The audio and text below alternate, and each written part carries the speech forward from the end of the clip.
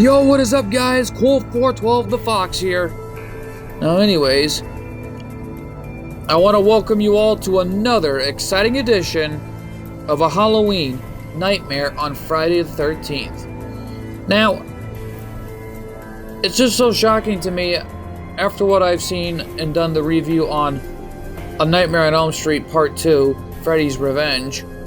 It was kind of shocking to me because we are on to the next sequel of Friday the 13th, Part 2. And man, doesn't that sound so familiar? A Nightmare on Elm Street, Part 2, Freddy's Revenge, and Friday the 13th, Part 2. And I think from the looks of it, Freddy and Jason really went head-to-head in the movie franchises over the years, throughout the 80s, even to the 90s. Even today, but it's kind of shocking enough as it is that they had a long history together in a huge rivalry that has been going on for a long time. But anyways, the only thing I can say is, folks, let's review Friday the 13th, Part 2. The movie begins with a little girl hopping down the street, singing Itsy Bitsy Spider. But her mother told her to come in, but then we get a glimpse of... Now, I don't want to go into details, but as I remembered in the first film, after Pamela Voorhees was taken out in the first film, this was Jason Voorhees' official debut in Part 2. But anyways, we get a glimpse of someone's boots and what looked like to be a pair of jeans walking down the street. And leading up to the final girl from the first film. But then that's where she was having nightmares of what happened from the first film after taking out Pamela, and that Jason brought her underwater after sleeping on the kayak. But that led to where it was bad to worse. She had an argument with her mother over the phone. She needed downtime to herself, but eventually that was where Jason started to begin his total mental mind games of his own, all around the house. But however, as she opened the window, she thought she was having an unexpected visitor, but a cat jumped the window. Realized her cat was hungry, but I don't want to talk about it due to guidelines, so yeah.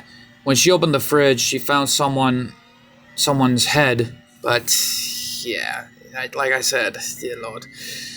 It was until Jason took her out from behind, and we flash out, and we get straight to the title card, Friday the 13th. But it ain't no broken window this time, it was an explosion to signify for Part 2. And yet, I gotta admit, that was one heck of a way for an opening of a title card. But throughout the film, that was where we're back to Camp Crystal Lake where it all started.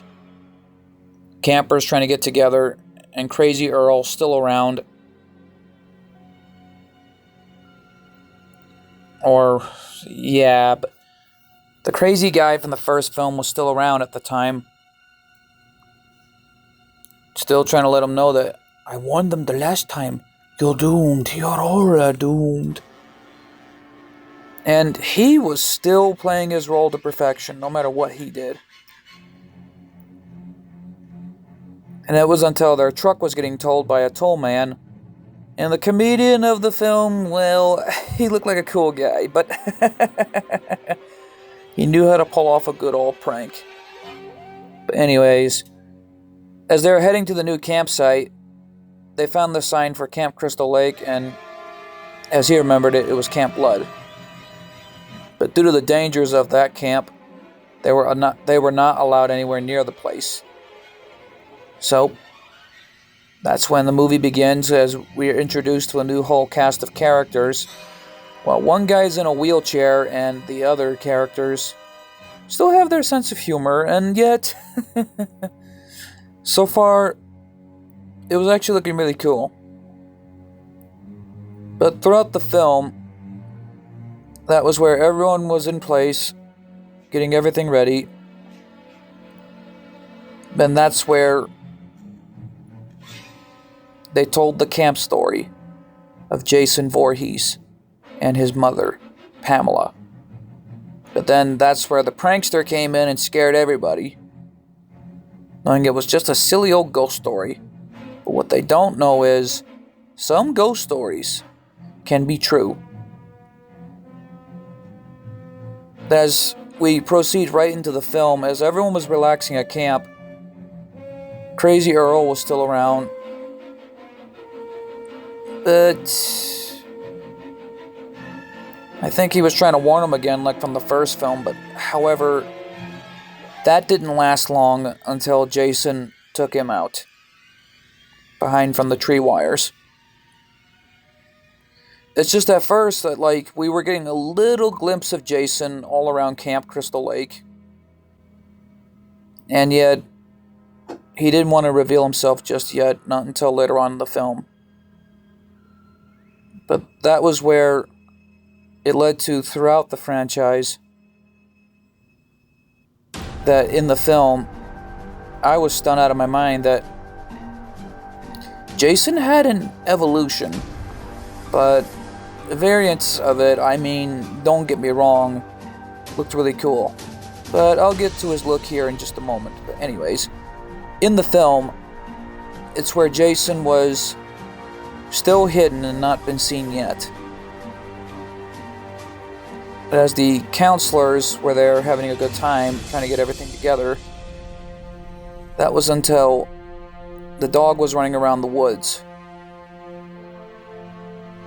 But Jason was still lurking in the woods, playing his part as usual, not to get caught, until the dog saw him.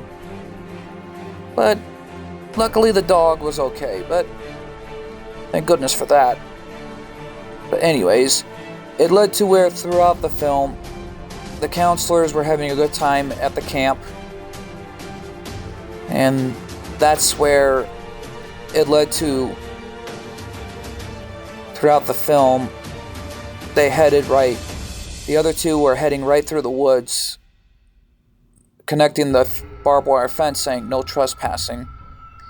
And that was where it was a glimpse of the other side of Camp Crystal Lake, aka Camp Blood, which they were not allowed to be at.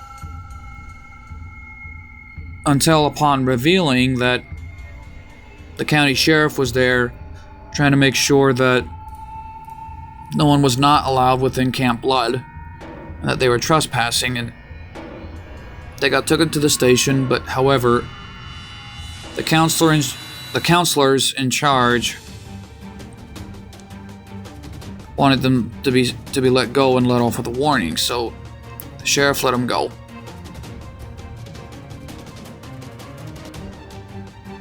Yet, throughout the film,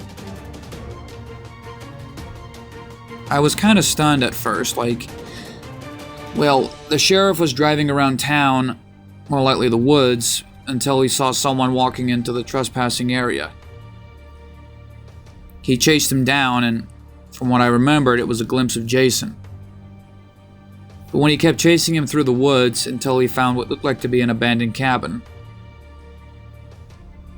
when he opened it, he saw some random things in there, but when he opened up the other room, he was stunned out of his mind until Jason took him out. And thus far, though, the counselors,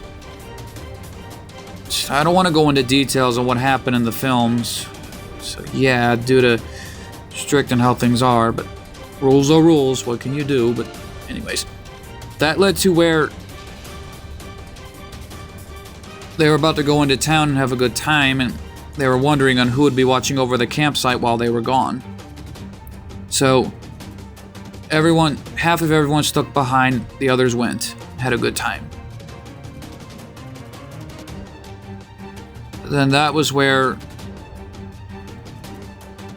a whole cast of other characters were having a good time, relaxing around camp. That was until one of them tripped over and they were caught in a snare, hanging upside down. And then one of the other counselors realized one of them was in trouble, hanging upside down and caught in a snare. And he was pleading for help and doing anything to come down. She told him, "You gonna stop?" He said yes. So she went to try to get something to cut down the rope. That was until she went back to the cabin to try to look for something to cut the rope. But however, he thought it was her after he was still hanging upside down. That was until, oh dear, Jason took him out. But then while at the bar, the other counselors were having a good time. And they were talking about Jason. And she thought, realizing the situation, Jason probably grew up without a mother because of what happened to her from the first film. But deep down in my mind, I kind of felt bad for poor Jason. I mean, he was bullied so much, and yet throughout the franchise, this character shows signs of pain and guilt. However, he's angry and wants to make sure that his campsite is, I think, quiet or whatever it is. But whatever the issue is, Jason was not happy for what the counselors did to his mother. I don't blame him. But anyways, throughout the film, they were still talking about Jason, and they thought that he survived somehow from the drowning, and he's able to grow up. But they didn't believe it for a fact. But then, back at the cabin, Jason, as a point of view, was still playing his mental mind games until he saw what looked like to be a scary mask. But he didn't wear it, thank goodness for that, because I think it's not his color. But that was until he grabbed the spear from the prank. That was until, I don't want to talk about it, but he took out the last counselor outside before he made it into the house. More likely into the log cabin. He took the spear. It was until Jason went upstairs, as the counselors had no idea until, oh dear, he took them both out at once. Just, oh my. I was like, well, didn't see that coming. But anyways, the other counselors were about to leave and head back to the campsite. And when they got back there, they realized everything was okay at first, but however, what happened before that, one of the other counselors was waiting for the other until Jason took out the first one in the wheelchair with one swing. Yeah, I don't want to go into details, but oh dear. He was in a wheelchair and he was coming down the stairs. And to my surprise, he was still in the wheelchair, but at least, oh dear. I don't want to go into details like I said, but anyways, what happened next was that led to where it led to bad to worse. The other counselor was trying to find the others until Jason took her out. Anyways, as the other two counselors got back to the cabin, that was until she tried to find the others, but realizing they were all taken out. Until Jason stood up from the bed, and the other counselor was fighting him. And that was when we first got a glimpse of Jason wearing what looked like to be a pair of button shirts and overalls and a sheet for a mask. I'm like, what is this? Why is he wearing a sheet for a mask? I thought he would get his iconic hockey mask at the time. But I guess this was in the middle of the 80s. This was part 2. And I guess there was a reason why he didn't get his hockey mask yet, because this is kind of where it all started for him and his iconic look. But anyways, As they were fighting each other, she wanted to make sure that he was okay until Jason stood up and the chase was on. Throughout the scene, he tried taking her out with what looked like to be a pitchfork. And I was like, in my mindset, what are you doing, Jason? This is not Frankenstein, and this is sure as heck not an angry mob scene. But as she kept looking around through the camp, everyone was taken out like they were gone. But then, as she was trying to find a way to survive, that was where it was revealed that when she was underneath the bed, Jason was looking for her, but she was scared, and Jason knew where she was. But when she got out of the bed, that was where Jason was on the chair trying to get her, but then when he fell, the pitchfork broke. And the chase continued on, and it led right to the same cabin. She was scared out of her mind, but when she opened the door, it was a shrine to Jason's mother, Pamela Voorhees. When she locked the cabin, Jason grabbed a pickaxe to try to get in. But yet, when she saw Pamela Voorhees' head and everything else, even her sweater, that was where she tried to mimic what Pamela looked like from the first film, and that was where Jason walked in, and that was where he thought he was seeing his mother. And she was acting like Pamela Voorhees through Jason's mind. Until she said, "Jason, Mother is talking to you."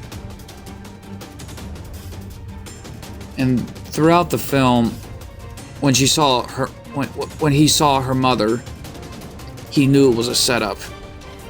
But that was until they grabbed the same machete from what happened. But then Jason was knocked out. But when they removed the sheet off his face, they ran back to the campsite. And yet, deep down in my mind, I was scared and worried that Jason was going to end up like his mother. But thank goodness that did not happen.